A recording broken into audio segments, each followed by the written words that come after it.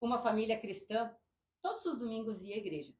Porém, naquele domingo de manhã, a esposa decidiu ficar em casa, antecipando o almoço. Quando o esposo chegou em casa, foi correndo para a cozinha, pegou-a no colo e começou a fazer festa. Ela, surpresa, ela disse: "O que aconteceu com você? Por acaso o sermão de hoje foi o pastor ensinando o marido como tratar a mulher?" E dele disse: "Não, não foi. Mas o pastor nos exortou a carregar nossa cruz com alegria." Você quer ter um casamento indestrutível? Sabia que isso é possível? Tudo aquilo que nós regamos, isso certamente tem durabilidade. E aquilo que nós esquecemos ou deixamos em segundo plano, logo adiante nós vamos enfrentar dificuldades. Eu quero, neste momento, apresentar a você 6 pontos de como ter um casamento indestrutível. O primeiro ponto que apresento a você nesse momento é: mantenha o diálogo. O diálogo é uma via de ida e volta. Não é apenas uma pessoa falando, mas duas pessoas conversando sobre o assunto. E quando houver um diálogo, busque usar as palavras corretas em respeito ao seu cônjuge. Então, o diálogo ele é fundamental para que vocês possam se conhecer melhor, para que, como casal, vocês já estejam se preparando para a vinda dos filhos. Segundo ponto é: respeite o seu cônjuge. Nossa, tudo aquilo que o ser humano precisa é respeito. Costumamos dizer que quando terminou o respeito, acabou o casamento. Mas não quero focar nessa questão. A questão é que nós precisamos todos os dias buscar uma razão no nosso cônjuge para fazer o nosso olho brilhar. Tudo aquilo que faz com que o nosso olho deixe de brilhar, isso nos leva a uma condição onde é questão de tempo para nós pegarmos as malas e irmos embora. Seja um casamento, seja um trabalho. Então, nós precisamos sempre conviver com admiração. A admiração gera o respeito. E o respeito abre portas para que possamos estar aprendendo com aquela pessoa que está ao nosso lado. E aqui, no caso, o nosso cônjuge. Terceiro ponto: cuide-se. Nós vivemos, graças a Deus, num tempo onde a medicina estética ela está a nosso favor. Não apenas da mulher, mas também em favor do homem. E nós precisamos buscar todas as alternativas para tentarmos manter o nosso corpo em dia. Claro que não estamos falando de você ter aquele mesmo corpo esguio do dia do seu casamento. Não, porque os filhos vieram e o corpo, ele não responde mais da mesma forma, o metabolismo, ele está bem mais lento. Mas na medida do possível, faça o seu melhor para que você, mulher, se sinta linda por dentro, satisfeita, a autorrealização. E você, homem, da mesma forma.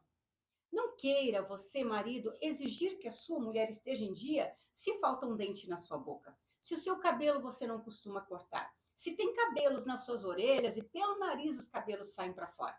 Ou quem sabe, uma barriga saindo para fora da calça. Não. Se você exige que a sua mulher esteja em dia e você se orgulha dela assim, permita com que ela venha se orgulhar de você também. Então, cuide-se, invista na sua vida, invista no seu corpo, aumente a sua autoestima. Nosso quarto ponto: mantenha acesa a chama. Oh, que situação delicada, né? Quando a paixão termina, e a paixão ela é como um fogo. No início, aquele fogo, depois, um fogo mais lento. Às vezes só brasas e às vezes só cinzas, na verdade, né? Nós precisamos manter acesa a chama da paixão. E a chama da paixão se mantém acesa com o diálogo, você se conhecendo. E se conhecendo vem o segundo ponto, que é o respeito. E se vocês se respeitam, vocês vão se cuidar, ambos, um para o outro. Aí então, a chama da paixão, ela vai estar acesa. O olho brilha. Existe paixão. Existe toda uma química ali jorrando pelo corpo todo para ser liberado em favor do cônjuge. Prepare refeições especiais. Você, mulher ou homem, independente daquela pessoa que tem condições e tempo de fazer a refeição. Prepare momentos especiais. Saiba que os filhos vêm e os filhos vão. Eles não nos pertencem. Somos apenas mordomos daquilo que Deus confiou, esses tesouros maravilhosos, nas nossas mãos. E se você não alimentar a chama da paixão enquanto os filhos estão em casa, não acredite que o casamento vai durar muito tempo logo depois que os filhos vão embora. Agora, se você alimentar a chama da paixão quando os filhos vão embora, vocês continuam eternos namorados. E isso é maravilhoso. Quinto ponto, escolha amar. Por que escolher amar? Bom, quando eu falei em manter acesa a chama da paixão, significa investimento um no outro. Agora, quando nós escolhemos amar, como eu falei, o amor é uma escolha. Você escolhe amar um pet. Você escolhe amar a cidade onde você mora. Você escolhe amar uma criança que você adotou. Então você escolhe amar aquela pessoa com a qual você contraiu o casamento. Tem defeitos? Óbvio que tem. E quanto mais vocês convivem, mais seguros se sentem para ser apenas quem vocês são.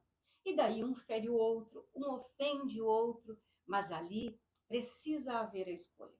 Eu escolho amar apesar de. Mesmo porque você é inteligente. Se você pegar uma outra pessoa, seria a outra pessoa perfeita? Sem defeitos? Que não lhe ofenderia? Não. O que faz com que não venhamos mais enxergar e superar os defeitos, as dificuldades do dia a dia, é a maturidade, decisões que nós fazemos ao longo do casamento. Você precisa decidir amar apesar de. Então, não importa o que você vai colocar na mesa nesse momento e dizer porque a minha esposa fez isso, ela faz aquilo, ela não respeita, porque o meu marido não me respeita, ele é bruto, ele não é carinhoso. Cada pessoa tem necessidades, sim. E você precisa descobrir através do diálogo, da convivência e da intimidade quais as necessidades, as lacunas existenciais e as carências do seu cônjuge. Ninguém é obrigado a preencher as lacunas existenciais de ninguém.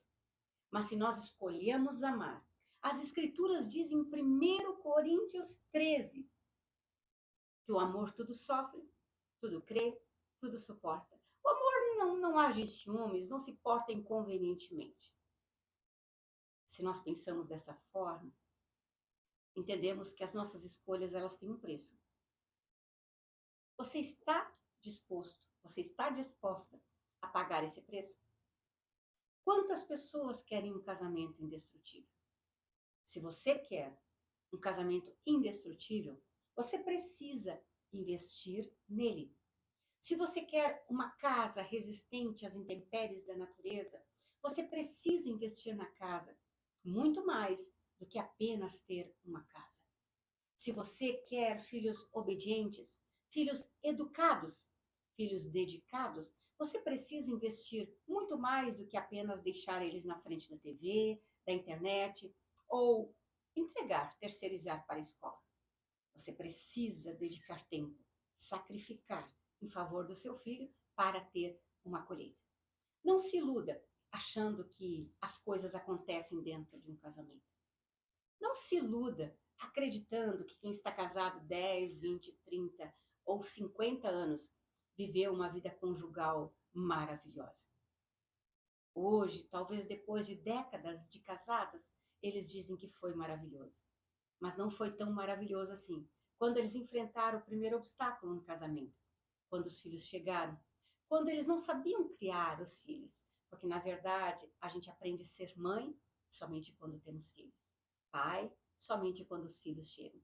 Ou seja, não é pelo conhecimento, é apenas pela prática. Então, escolha amar. Meu sexto ponto. Deus precisa ser o centro do seu casamento, o centro do relacionamento. o centro da sua vida.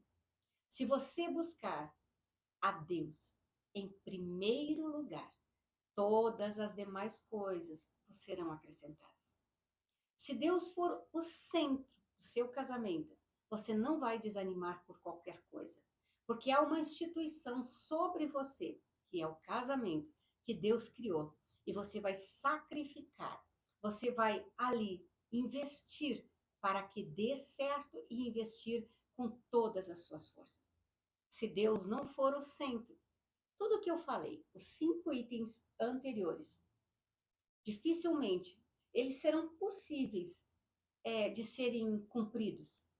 Então, dificilmente surtirá efeito, por mais fiel que você seja a esses itens. O que eu quero dizer a você é: coloque o Senhor no centro da sua vida, no centro da relação.